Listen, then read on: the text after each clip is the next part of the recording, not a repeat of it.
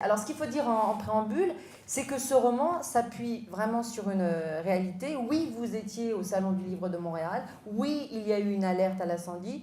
Tout est vrai. Et en même temps, au début, vous n'aviez pas l'intention de raconter cet événement dans un roman. Comment est-ce que l'idée a fait ce chemin en vous? En novembre, là, on était dans ce Salon du Livre de Montréal, bien traité par Albin Michel Canada, une petite équipe qui se bagarre. Vraiment, c'est assez merveilleux de voir ça. Et ce truc d'être logé dans un Hilton, j'ai jamais dormi de ma vie dans un Hilton, je trouvais même ça un peu louche.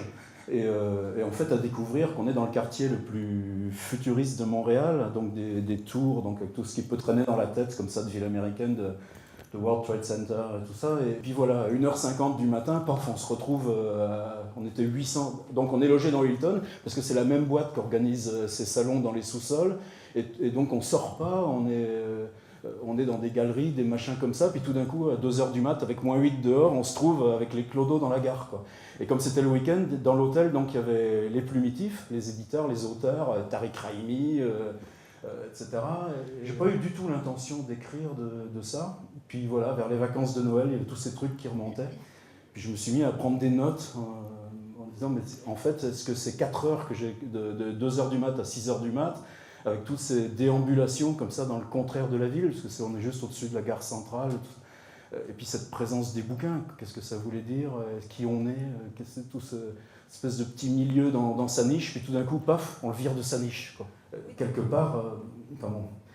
Mais c'est pas moi, c'est pas le truc de faire un roman d'eux, c'est-à-dire interroger qu'est-ce que ça veut dire écrire, qu'est-ce que c'est par exemple cette ville, et comment on l'appréhende, comment on y circule, ces questions d'identité, qu'est-ce qu'on note, comment on documente le réel comme ça dans un accident, est-ce qu'on photographie, est-ce qu'on regarde les gens, est-ce qu'on...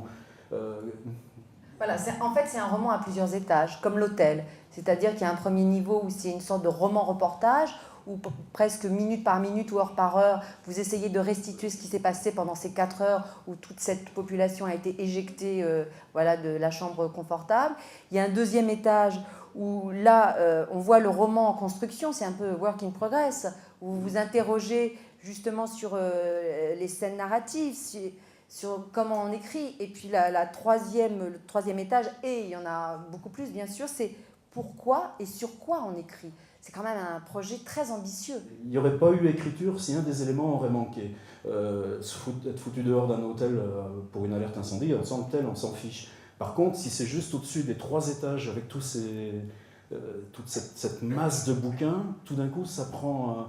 le rapport change. Si on n'avait pas été avec ces footballeurs, ça n'aurait pas été la même chose non plus.